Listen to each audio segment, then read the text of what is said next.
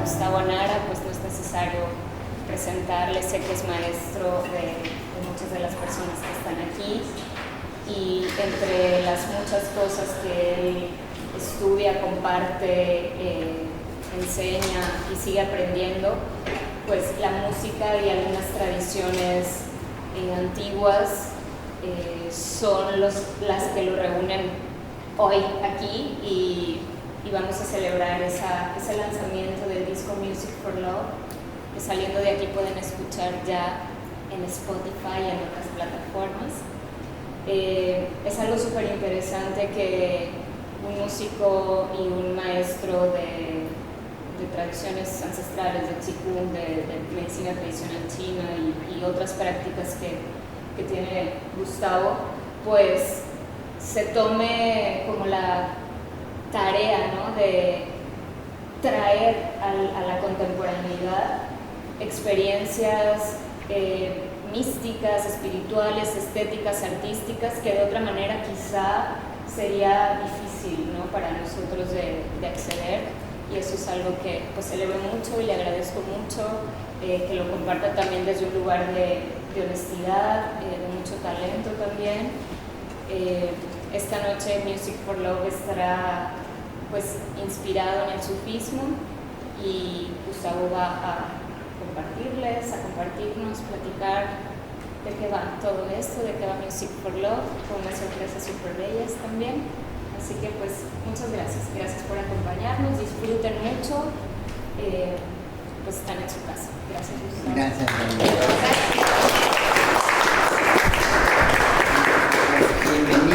Bienvenidas. Ok, pues vamos a empezar. Ya está el disco de Music for Love, ya está en todas las plataformas. Ahora salió justo a tiempo. Spotify es la más lenta, ya estaba en todas, pero Spotify somos más trabajosos, pero salió hoy, así como que safe, bien. Entonces ya está, ya lo pueden subir, es el rojo, ¿ok? Entonces tenemos Music for Silence, Music for Dreaming, Music for Love, ahí vienen los demás, ¿ok? Entonces en esta tradición de presentarlos con no solo una transmisión de tipo musical, ¿no?, o académica, mi interés es transmitir estas energías, ¿no?, estas frecuencias, estas sensaciones, que se aglutinan en las tradiciones sagradas, ¿no? Entonces, cada uno de estos discos tiene una estrategia de alguna tradición sagrada, ¿no?, algún aspecto de la música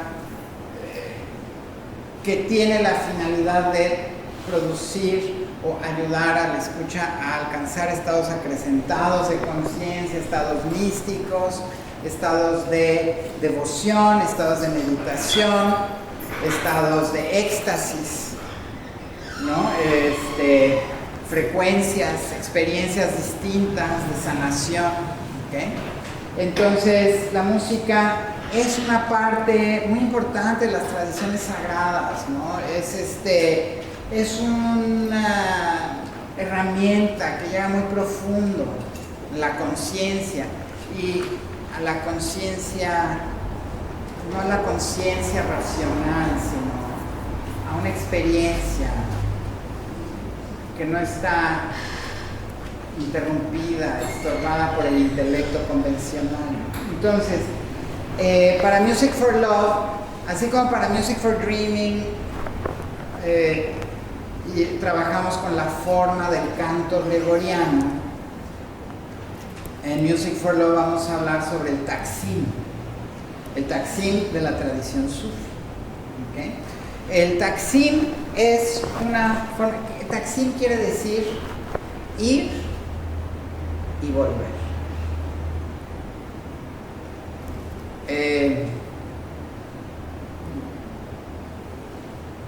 Para un sufi quiere decir mucho eso. No, porque para otros dirán, yo vengo, joder, pero para un sufi Eso quiere decir que se abren mundos. Y regresas. Y está expresado en la música. Entonces, pues sí, yo podía agarrar y echarme un taxi, muy bien, cafecito y todo el mundo a la casa, ¿no? Pero pues no es mi estilo. Vamos a hablar un poquito del contexto, de la tradición. Vamos a oír historias, vamos a conocer personajes. Así como hicimos en Music for Dreaming, ¿no? Que hablamos de Hildegarda de Bingen y hicimos algunos contrapuntos curiosos con William James, ¿no? Ahora vamos a hablar de una figura esencial en el sufismo, alguien que me llega muy directamente a mí, en lo personal, pero a millones, ¿no? Es un gran maestro, ¿no? Es la cima del sufismo. No hay palabras que describan a Mevlana Jalaluddin Rumi, ¿no?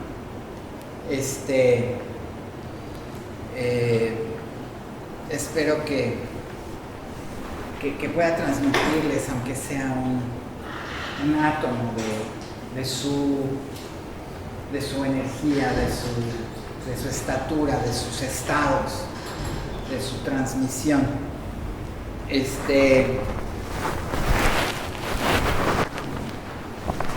Traigo unos apuntes, porque si no lo... Soy muy barroco. Ok.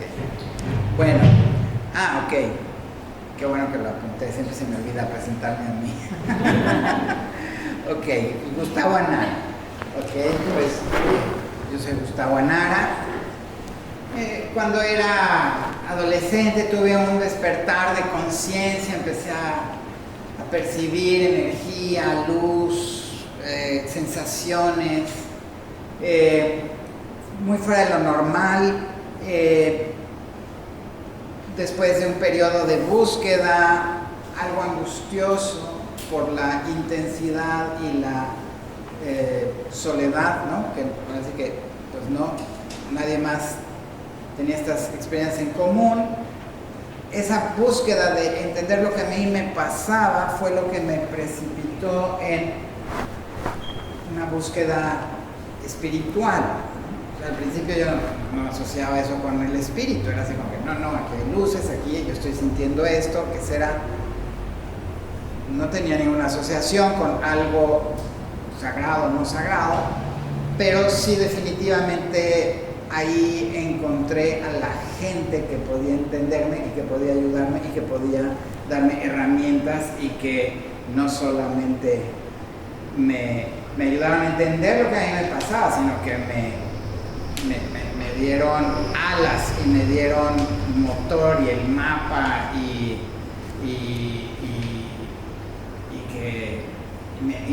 que me ayudaron a navegar en esas realidades, ¿no? Entonces,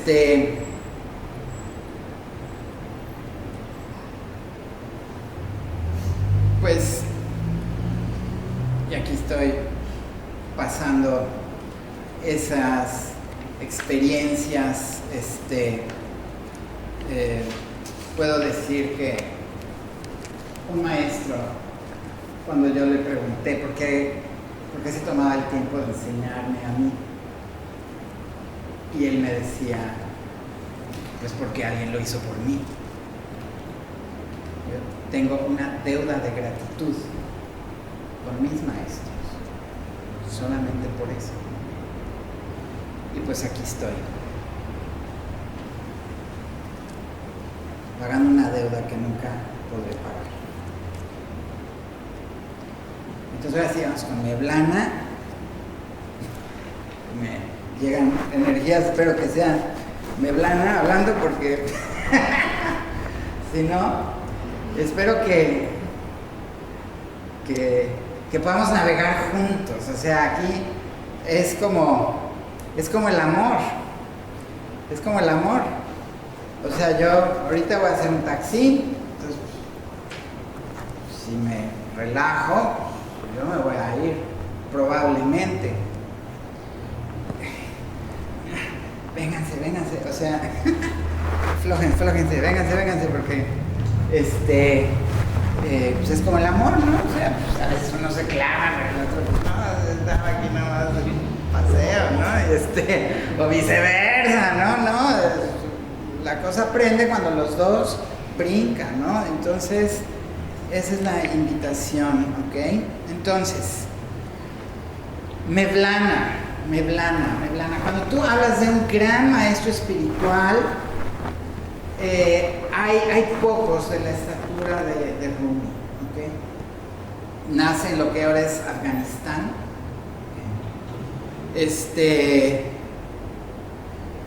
En una ciudad que se llama Baalbek, que es un centro cultural importante en esa época y en muchos milenios, ¿no? Es donde surge el zoroastrismo, es un centro cultural donde hay muchos maestros sufis, ¿ok? A él se le conoce luego como Rumi porque él migra de Afganistán, de Balkh, él migra a Anatolia, que era un sultanato de Constantinopla, entonces, o sea, es Roma, ¿okay? Constantinopla como el Imperio Romano de Occidente, Rumi quiere decir de Roma, entonces él es de Roma, o sea, es alguien de Roma, Rumi, ¿no? Fue un apodo posterior, ¿no? Su nombre es Mohammed Jalaluddin, ¿okay? Y Mevlana quiere decir nuestro maestro, entonces también es un título adquirido por él. Entonces, Mevlana, nuestro maestro, Mohammed Jalaluddin Rumi. ¿Ok? Es el nombre. Bueno, su padre ya era un gran maestro. En la ciudad de Balkh, hubo una noche donde 300 sabios de la ciudad de Balkh soñaron todos al mismo tiempo que Veled es el padre de Rumi, era conocido como el sultán de los sabios. O sea, 300 personas tienen el mismo sueño, incluido él. Así es que a partir de ahí él se le llama el sultán ulema, que es el sultán de los sabios. Este es el papá de Rumi.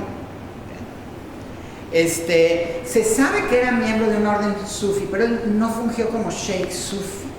O sea, hay un acercamiento al sufismo, pero él es un sabio académico, ¿no?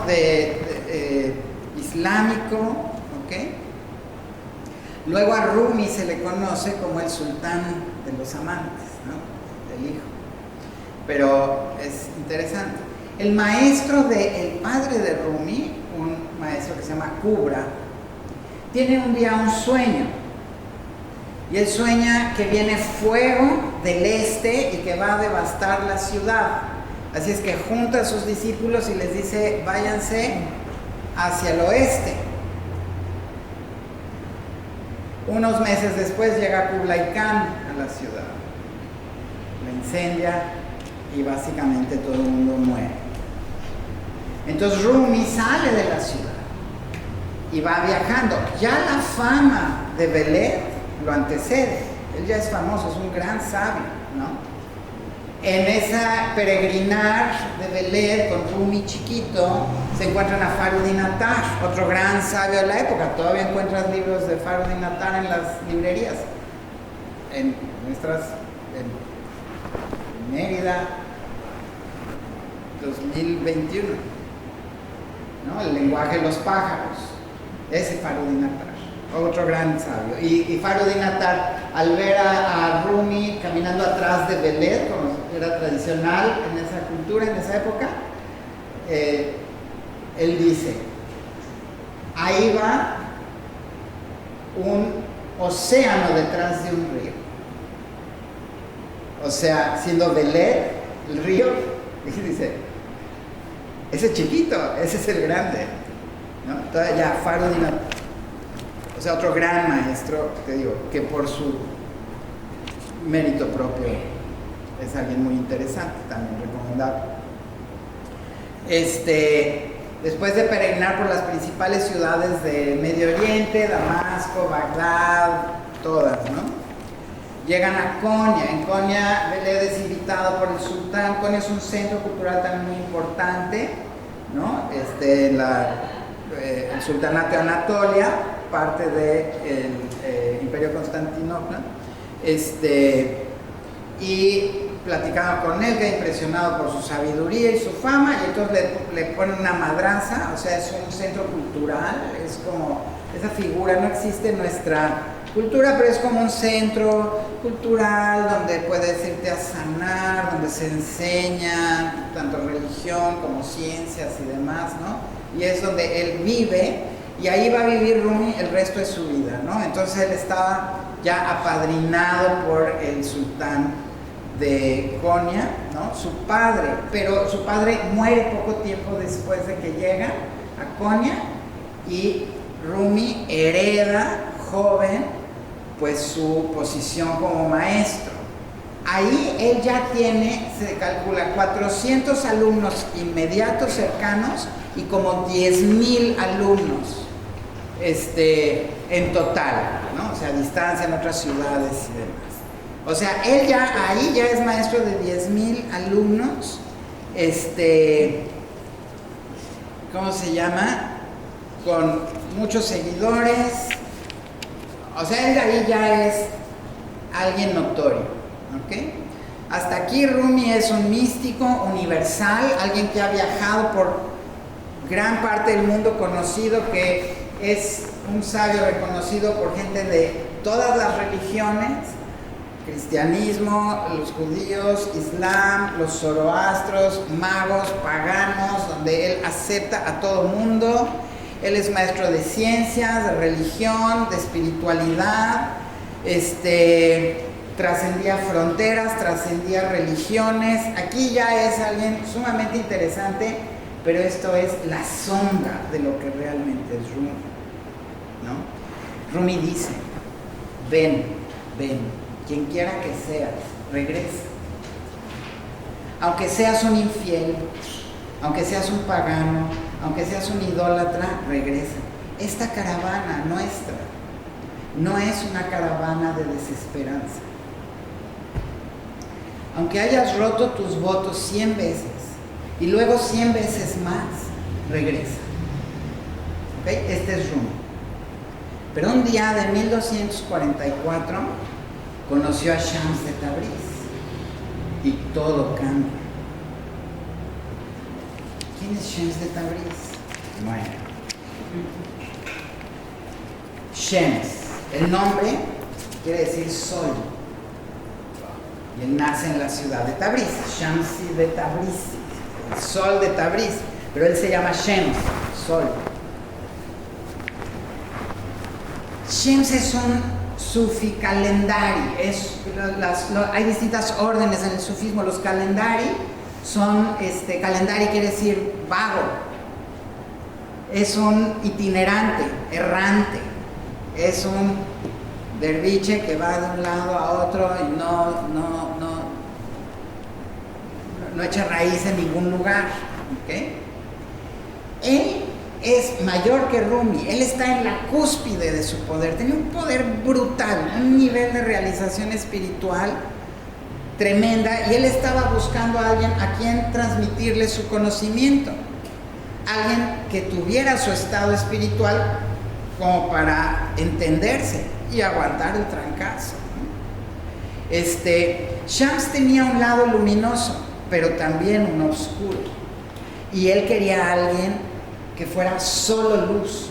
Así es que un día Shams, en un sueño, él se quedó haciendo sus zikr, su práctica espiritual hasta muy tarde en la noche, y tiene un sueño, y en su sueño él le pide a Dios un alumno, él le pide un maestro,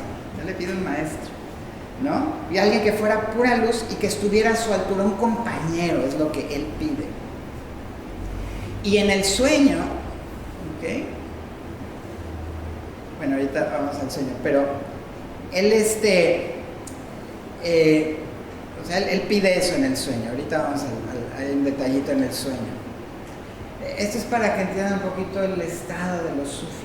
Hemos hablado un poquito de los sueños, un poquito de las visiones. Aquí va, así es como viven. Él era una zeta, pero también era famoso, Shems. Entonces él vagaba, ¿no?, por distintos lugares. Su lugar favorito era Damasco, Siria, ¿no? Pero pues no estaba mucho tiempo en ningún lugar porque lo reconocían y se empezaron a juntar y ¡bye! Se iba, ¿no? En una ocasión llegó a Damasco, a una fonda, y el cocinero lo reconoció. Entonces le sirvió un plato generoso de carne y pan recién horneado, o sea, más bonito que a los demás. Y así Shems se da cuenta que ya lo reconocieron. Entonces él dice, muchas gracias, voy a lavarme las manos, ¡boom! Y deja la ciudad en ese momento. Ese era Shems. O sea, a mí no me agarras con un platito de carne rico, ¿ok? Él estaba constantemente buscando maestros espirituales para expandir su conocimiento, ¿no? Pero cuando los encontraba, los retaba, los examinaba, los ponía a prueba. En un episodio, estos son episodios que están guardados por la tradición, con nombres, con apellidos. En muchos de estos lugares hay placas en el lugar, ¿ok? En una ocasión en Bagdad, buscando maestros, se encontró a un sheikh también famoso que se llamaba Ebauddin Mirmani, ¿ok? Y él, cuando lo encuentra, el Sheikh Mirmani estaba viendo en una tina de agua el reflejo de la luna, ¿no?, contemplando. Llega Shams y le dice, si no tienes una herida en el cuello, entonces levanta la cara, mira al cielo y ve la luna en su propia esencia. ¿Qué haces viendo tinajas? Estás privándote de la experiencia directa de lo que buscas, ¿no? O sea, le pone una. Y entonces el sheikh, claro, estos son grandes maestros, ¿no? Estos ya los podrían sonar medio mensos para nosotros, pero este sheikh, viendo de dónde venía, le pide que lo aceptara como discípulo. Déjame ser tu alumno, ¿no? Entonces Shems le respondió, le dijo, es que no aguantarías mi enseñanza. Y él insistió, le dijo, a ver, sí, pero con una condición. Vamos al mercado para que tomemos vino tú y yo enfrente de todo el mundo. Les recuerdo que en el Islam está prohibido tomar vino. Entonces el sheikh Mirmani agarra y dice, es que yo no puedo hacer eso. Entonces le dice, bueno, vente en lo que yo tomo vino y tú platicas conmigo. Es que tampoco puedo hacer eso, ¿no? Entonces Shems le dice, entonces aléjate de los derviches, tú nunca podrás ser mi amigo, sabe esto, yo no estoy buscando un maestro, yo no estoy buscando un discípulo, estoy buscando un maestro, y no me refiero a cualquiera que se ponga ese título, yo busco a alguien que posea realidad, esa frase es particularmente importante para nosotros. Entonces, este es un derviche fuerte, canijo, duro de la cabeza, sin anestesia. Se decía que tenía el poder de incluso matar con la mirada. En una ocasión, en su camino por Anatolia, llega a una aldea que se llama Aksaray, ¿no? Entonces Shems no encuentra un hostal donde pasar la noche. Entonces va a la mezquita y después de las oraciones de la noche, pues se agarra un rinconcito, ¿no?, para pasar la noche bajo de un techo, ¿no?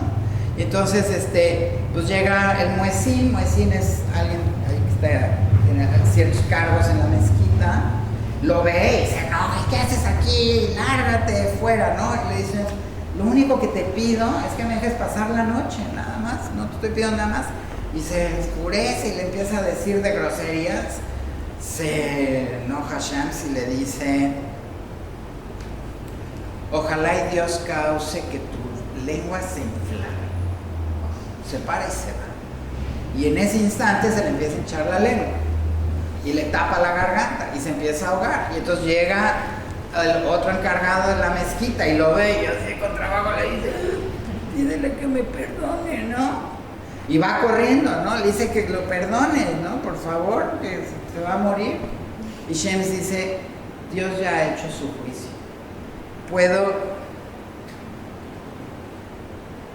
Dice, Dios ya hizo su juicio. Yo solo puedo pedir porque no sufra al morir y que no encuentre muchas dificultades en el próximo mundo.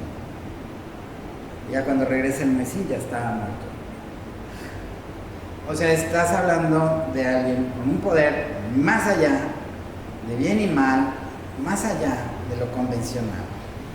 Un día, inmerso en su práctica en la noche, tiene un sueño, ¿no? Y le pide en el sueño a Dios un compañero espiritual, un maestro que tuviera alta altura como él o mayor. Así es que tiene un sueño, ¿no? En el sueño le dicen, ve a Konya, pero tienes que dar algo a cambio. Y él en el sueño dice, yo daría mi cabeza.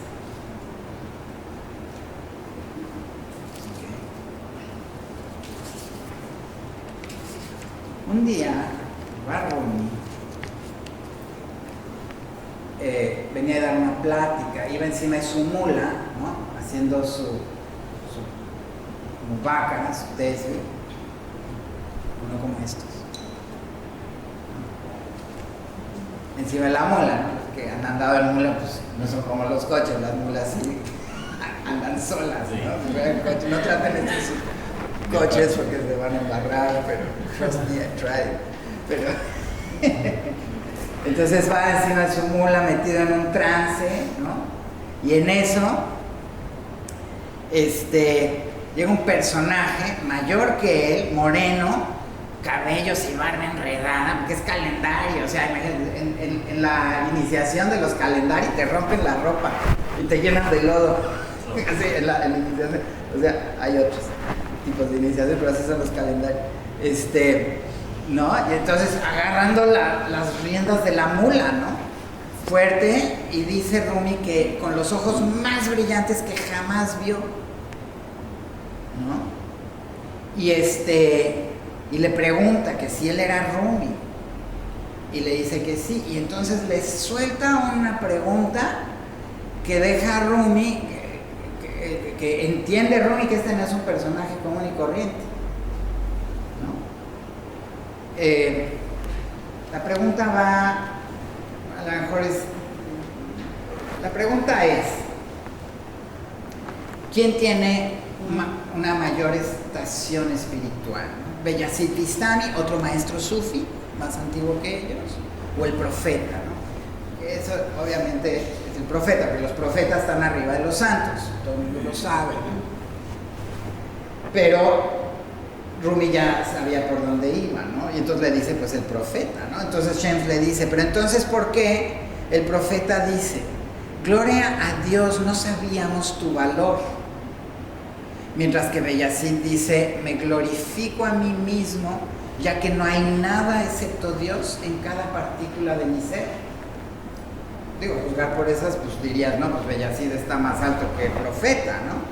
Entonces Mevlana le contesta y le dice, ¿no? Aquí ya la gente ya se había juntado, está este cuate agarrando la mula, y él desde la mula le dice, el profeta avanzaba cada día miles de niveles de realización espiritual. Cada vez que llegaba a un nivel superior, pedía perdón a Dios por su entendimiento imperfecto del nivel anterior.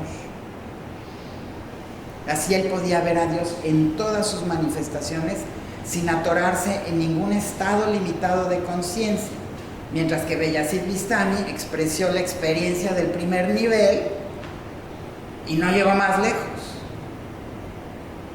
Y entonces Shems, escuchando esa respuesta, cae, ¿no? Se cae postrado en el piso, se baja Rumi de la mula, lo ayuda a levantarse como si fueran hermanos, ¿no? Se abrazan, se quedan abrazados un rato, todo el pueblo está así como que, what's going on? O sea, aquí estás hablando de Rumi. La gente amaba a Rumi. Está más allá de los límites de la razón, ¿no? Al lugar donde se encontraron hay ahorita un kiosco. La Orden Mevlevi cuida ese lugar, es un kiosquito chiquito y tiene una inscripción que es una frase coránica que es: 2 océanos colisionan en ese lugar. Entonces empieza un romance espiritual épico.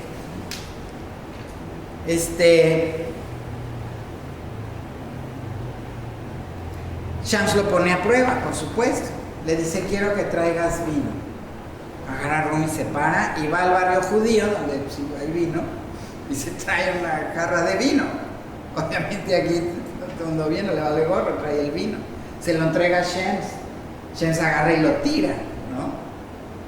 Y le dice: te puse una prueba y veo que tienes poder por encima de cualquiera que yo haya visto. Tienes un grado de perfección máxima. Levantas el peso que ningún otro hombre puede levantar. Tu fuerza y perseverancia son inigualables. En una ocasión Shams le tiró todos sus libros de la biblioteca a la fuente, ¿no? Había fuentes en las casas, el agua. Le avienta todos sus libros. Llega Rumi y está aventado en todos sus libros, ¿no? Dice que la fuente estaba negra de tinta. Y ¿qué onda? ¿Por qué? ¿No? Se saca de onda, ¿no? Y le decía, el conocimiento, decía que el conocimiento del amor divino no se puede aprender en los libros, ¿no? Se los tira. La historia completa es de que dice, pero tiraste también los libros de mi padre, ¿no? Que ya habían muerto, ¿no? Dice, ¿quieres los libros de tu padre? Mete la mano a Shams y los saca, seco e intacto. Mientras todos los demás libros ya estaban disueltos. Entonces, pues después de un tiempo, Mevlana reconoce a Shams, ¿no? Lo describe como la luz perfecta de Dios.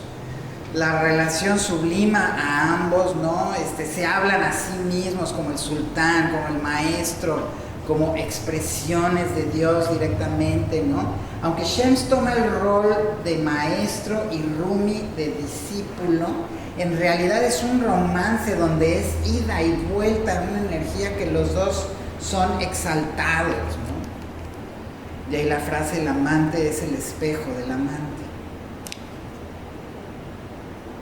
Shams dijo en algún momento que él tenía un lado oscuro, él tenía un lado luminoso y un lado oscuro. Rumi solo era luz. Mevlana nunca había escrito poesía hasta que conoció a Shams, y a partir de ahí nunca paró de escribir poesía, de recitarla, de dictarla, ¿no? Ahí iban sus alumnos detrás de ellos apuntando cada cosa que decía y ya todo era poesía. Por ejemplo, ¿qué puedo hacer, oh creyentes? Pues no me reconozco a mí mismo. No soy cristiano, ni judío, ni mago, ni musulmán. No soy del este, ni del oeste, ni de la tierra, ni del mar. No soy de la naturaleza, ni de los cielos que giran. No soy de la tierra, ni del agua, ni del aire, ni del fuego. No soy del empíreo, ni del polvo, ni de la existencia, ni de la eternidad. No soy de la India, ni de China, ni de Irak, ni de Grecia. No soy de este mundo, ni del próximo, ni del paraíso, ni del infierno. Mi lugar es el sin lugar. Mi signo es el no signo. No tengo cuerpo ni alma, pues pertenezco al alma del amado, con mayúscula.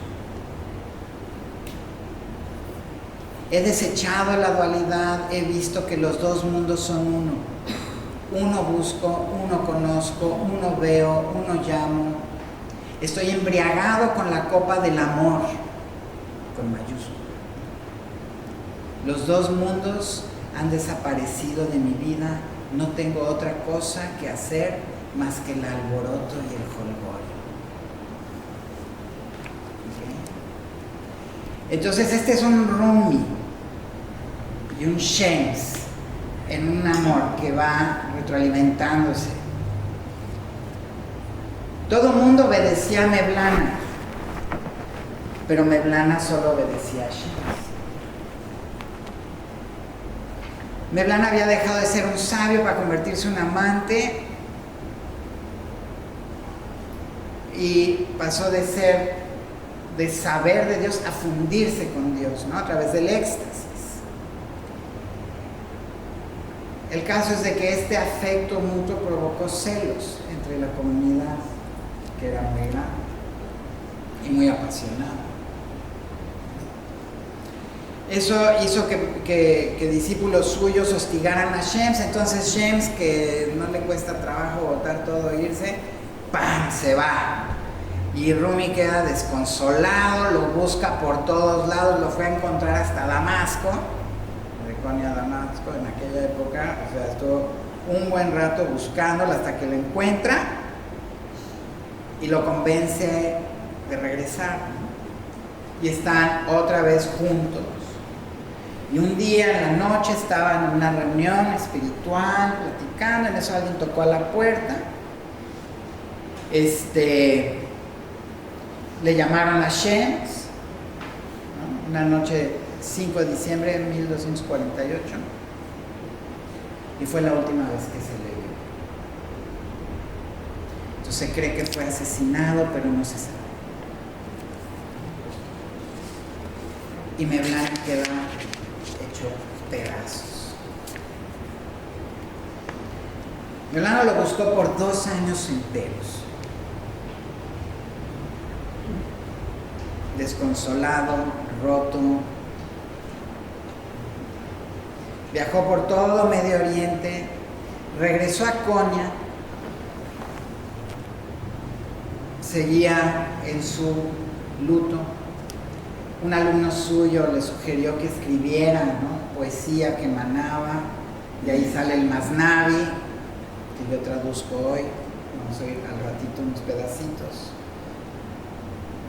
Este es de los pedacitos. El Masnavi es conocido ahora, y en esa parte del mundo, en esta época, tampoco en esta que vivimos ni en esta que nos referimos, esto se dice a la ligera, pero el Masnavi se conoce como el Corán persa.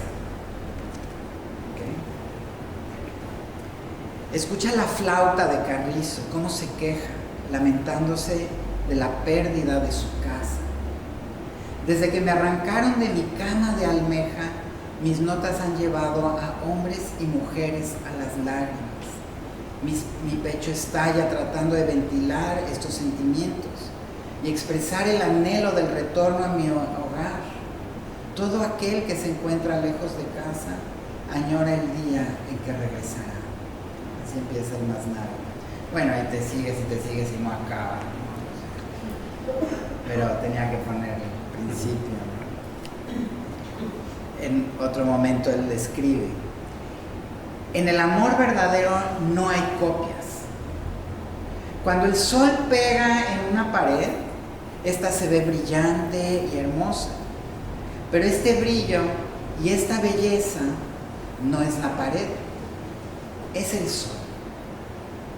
Aún en el caso de tirar la pared al piso, la belleza es para siempre en el sol. Así que dale tu corazón no a los ladrillos, sino al sol.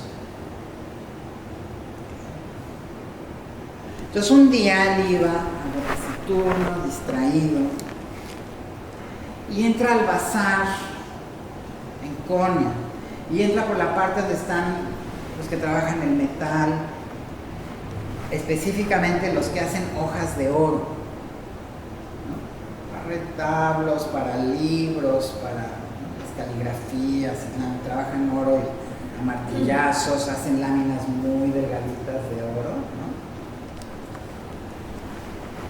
Él iba con sus manos metidas en sus mangas, cabeza inclinada hacia adelante.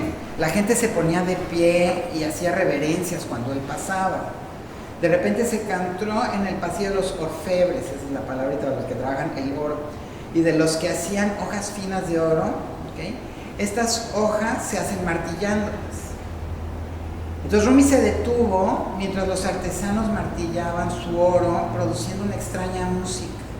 El ritmo de los martillos se mezcló con el ritmo de su corazón, y sin previo aviso, su tristeza se convirtió en gozo y en éxtasis. Frente a sus ojos se le develó el orden del universo. Entendió el giro extático de los planetas alrededor del Sol, su atracción irresistible, intoxicada de amor divino de los planetas girando, el universo girando alrededor del amor divino, sean los más diminutos átomos o las más gigantes galaxias. Cruzó su pie derecho sobre el izquierdo y con un impulso suave empezó a girar. Subió el brazo derecho al cielo, inclinó su cabeza al corazón, su oído al corazón, y se avienta de clavado al océano del amor divino a través del giro.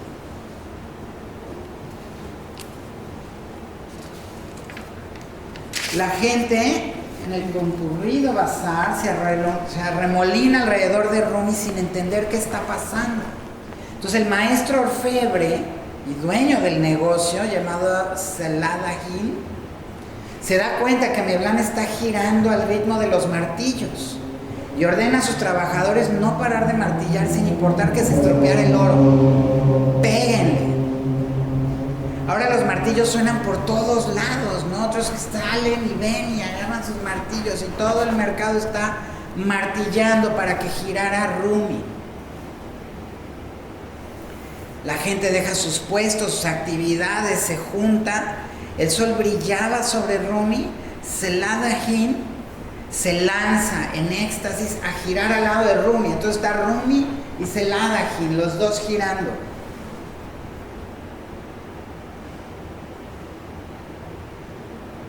Entonces la multitud ve a los dos girando. Después de un largo rato, el brazo de los que estaban martillando empieza a cansarse, el ritmo baja, Mevlana regresa a sí mismo y lo primero que ve es a Saladagin.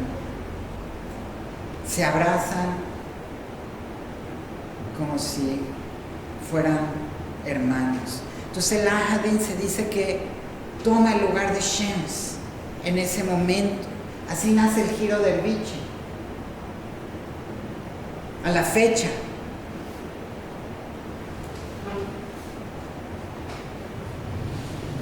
Saladagin le dice a la gente: agarren todo el oro, ahí están mis tiendas.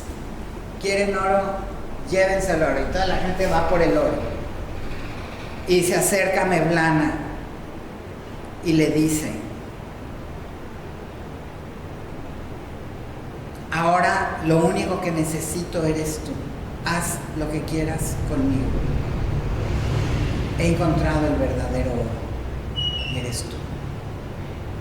Y Mevlana lo toma como alumno. Y ya no se despega. El hijo de Mevlana, se llamaba Veled, como su abuelo, o sea, Veled Jr. Luego dijo: cuando mi padre entraba en éxtasis, él giraba. Nosotros giramos para entrar en éxtasis. Así nace el giro del Viche. A la fecha, la orden Mevlevi, fundada por Mevlana, es ícono turco, así como los mariachis en México, en Turquía, y derviches en el aeropuerto, en los malls. Y es un ícono del sufismo en general, universal. Claro, y ese es folclore. Pero la orden de los Mevlevi sigue viva, palpitante, en una línea de transmisión directa desde esa época, desde Mevlana.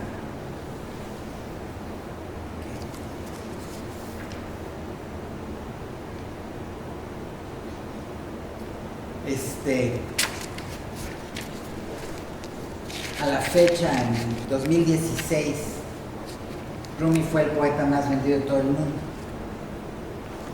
2016. Un poeta musulmán, nacido en Afganistán, de hace 750 años, el más vendido en Estados Unidos, 2016. Siguiendo su tradición de romper barreras y de romper límites y su eternidad, su presencia, su siempre actualidad.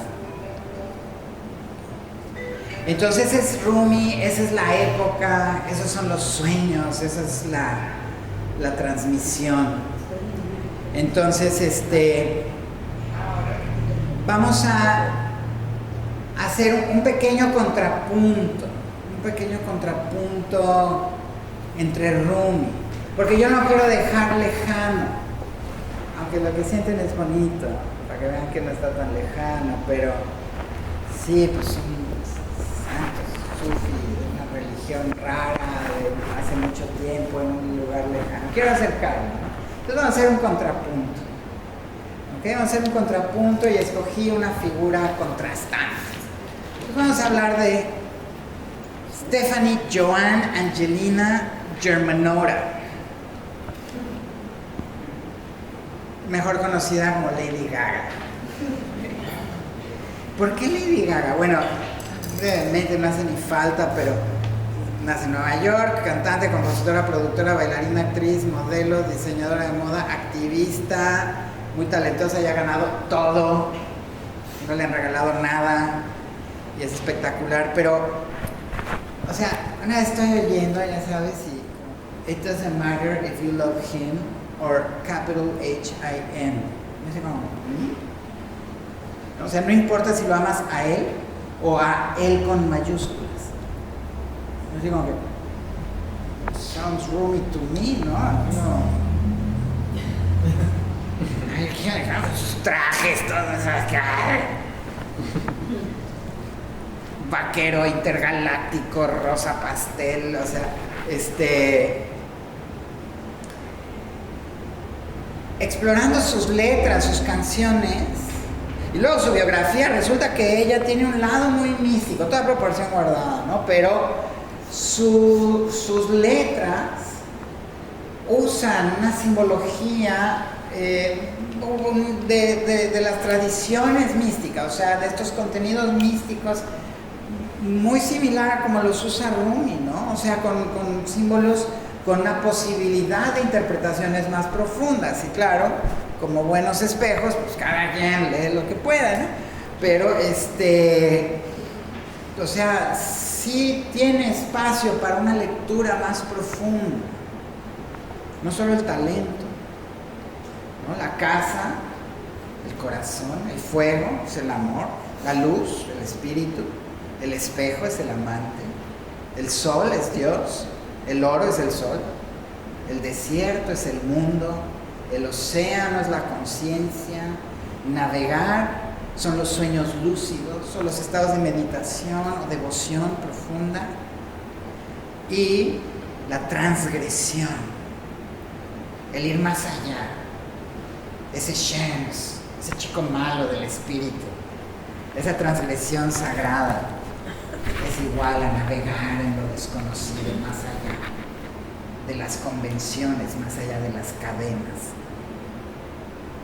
más allá de la aceptación del orden social, a través del amor, en un mensaje siempre de romper límites, de unidad, de togetherness, de juntos, de tolerancia, de unidad, ¿no? Entonces no es difícil hacer un contrapunto, ¿no?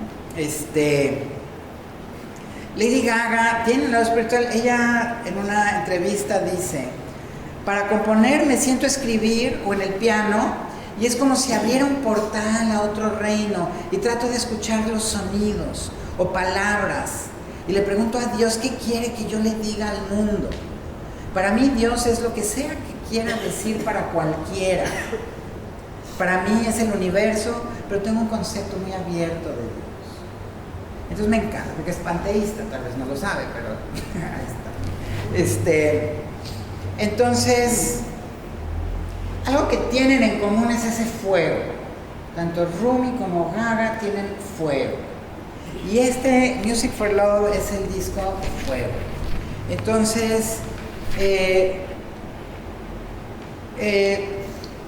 vamos a hacer un contrapunto entre esto. Ahora, quiero, nada más, antes de empezar con la parte de música, voy a hablar un poquito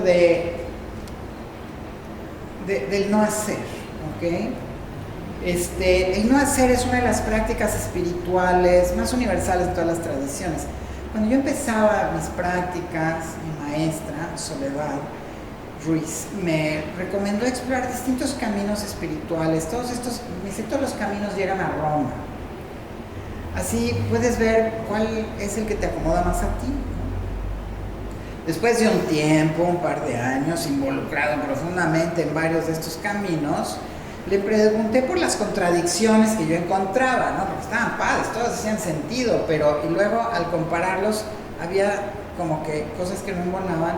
Y ella me dijo, mira, mientras más en la superficie estés, vas a ver más diferencias. Mientras más en la esencia estés, vas a ver cómo no hay diferencias entre un camino espiritual u otro. Así es que mi camino siempre fue lidiar con contrastes. Tuve siempre que encontrarle el sentido más profundo a todos los caminos, ¿no? Las contradicciones que chocaban, colapsaban, dando sentidos y lecturas más profundas. Y de esa manera encontré niveles más profundos de mi propio ser. En ese momento yo estaba haciendo un no hacer, solo que yo no lo sabía, pero Soledad sí. En otra ocasión me explicó que el no hacer es detener el flujo normal de conciencia, es detener la mente, pararla. Se utiliza algún recurso para interrumpir la cognición normal y precipitar al guerrero a lo desconocido.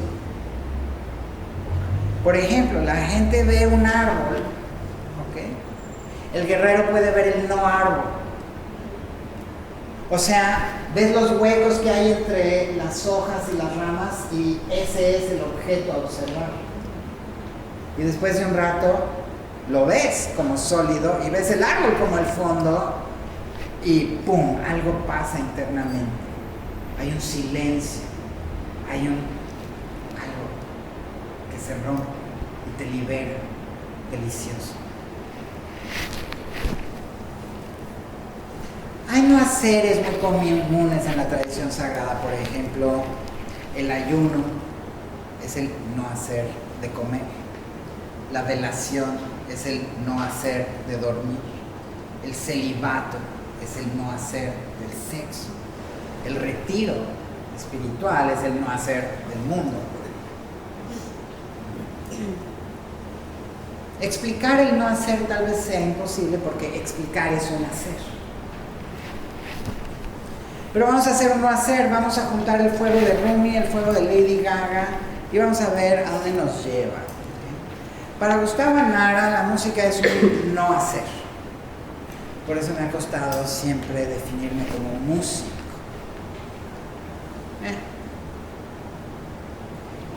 Yo iba saliendo de la escuela de música después de varios años, un poco saturado de la academia y de las formas, y así como que, ¿no? Y con muchos otros intereses, ¿no? Y un día entro a una tienda de artesanías, ni siquiera una de música, y que me encuentro un instrumento que dije, wow, ¿qué es esto? Un amor a primera vista, una ingeniería espectacular, una belleza, un sonido. Y lo que más me gustaba de ese instrumento es que no entendía nada. Podía verlo. Como yo, ¿no? Cuando entras a la escuela de música, tienes una emoción, una búsqueda. Y en la academia había perdido esa frescura, esa espontaneidad, ¿no? Esa como realidad. Y de repente aquí había un instrumento que me invitaba a explorarlo sin pasar por mi mente. Entonces, pues lo adoré. Ahí está, mira. Hace 25 años. Y todavía no sé ni cómo se toca, ni cómo se afina. No sé, ni me interesa. Nunca he tomado una clase de Dilruba, ¿ok? Es un no hacer y siempre que lo agarro es ese no hacer, es ese no sé nada, es el sonido y déjate llevar, a ver a dónde nos lleva, ¿no? Es un instrumento pakistaní, quiere decir, Dilruba quiere decir ladrón de corazones. Rumi tocaba el rebab. En sus días no había Dilrubas, es posterior, pero el rebab es similar. Es un instrumento de cuerda frotada, grande, ¿ok? Rumi escribe acerca del rebab. El rebab es la lengua del amante, es la fuente del amor, un compañero para el que viaja, que para un sufi es más hacia adentro. Dice, así como las nubes riegan el jardín de rosas, así el rebab riega el corazón. ¿Ok? Entonces vamos a tocar un taksim, este solo musical, melódico, usualmente lento, ¿ok? A veces es un taksim simple, un solo, a veces es un compuesto, puede haber dos taksims al mismo tiempo, puede haber más. O puede juntarse con casidas, con esmas, con ilahis, con otras formas musicales, sufis. Y se puede poner bastante salvaje, de hecho, y exquisito. Entonces, como dijimos, el taksim es ir y volver. ¿Okay? Tiene su forma, básicamente se establece el tono y luego puedes irte en ese makam. El makam son las escalas para los sufis, o puedes navegar otros makams. Y regresar, ¿no? Al final, ¿ok? Entonces, a la hora de juntar Rumi con Gaga, pues junté reminiscencias. Va a ser un taksim, es improvisado, entonces no sé cómo va a sonar. Music for Love es un disco que es un taksim, pero no va a sonar igual. El tema va a ser igual, las escalas son similares, pero no va a sonar igual, no es posible, ¿ok? Entonces, el disco está lindo, este va a ser otra versión, va a ser muy diferente, porque no es posible, porque es improvisado, ¿ok? Y aquí opté por poner unas, les llamo reminiscencias, tanto de canciones, de ilahis, de temas que usan los Mevlevi a la fecha para el giro, reminiscentes de Rumi, así como algunos temas que para los fans tal vez reconozcan de Gaga. Suavecitos reminiscentes, no van a ser covers de Gaga en Dilruba. Ok, sorry. Si les gusten, mándame un mail, tal vez. Podemos contemplar el proyecto, pero ahorita son reminiscencias, o sea, pintaditos así. Pero vamos a acompañarlo de la poesía de Rumi y de la poesía de Gaga, de las letras de sus canciones. Entonces lancé más o menos, hay tantas frases, tantas imágenes tan poderosas en ambos personajes, entonces las junté y fui seleccionándolas de manera muy libre.